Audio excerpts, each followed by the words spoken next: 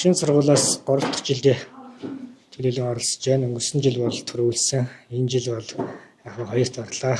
Бэлтгэл муу байсан.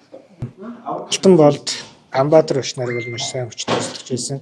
Гэтэ бол мэдээж тэмцээнд оролцож байгаа учраас бүх хүмүүс бол маш сайн тоглож байлаа. За Мобис 75 спорт өдрөлгийн хэмжээнд явж байгаа 100 буудал даамын тэмцээнд сургуулиуд төлөвлөж оролцлоо. Тэгээд амжилттай сайн оролцож хүрэл медаль авсандаа баяртай байна. За мэдээж төрүүлсэн алтан болдох маш сайн байна. Алтан болдоход хожигдсон.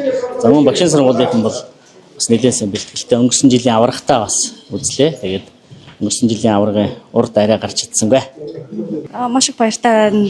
Сургуулийнхаа 75 жилийн ойгоор даамны авраг шалгаруулах тэмцээнд оролцож тэргүүнд арилжил гарсандаа баяртай. Тэгээд өмнө жил шатарт орж исэн, 3 дугаар байранд орж исэн. Энэ жил шатарндаа жоохон муухан тоглосон. Тэгээд даамдаа сайн тоглосон.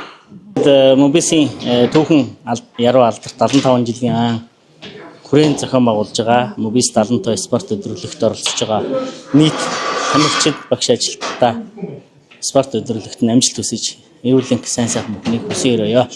Монгол Улсын боловсролын их сургуулийн нийт Ахмад багш нар, за нийт багш нарт, мөн төгсөгчдөд, за мөн олон шавь нарт Монгол Улсын боловсролын их сургуулийн үүсгэн байгуулагдсны 75 жилийн оюун баяр хүргэе.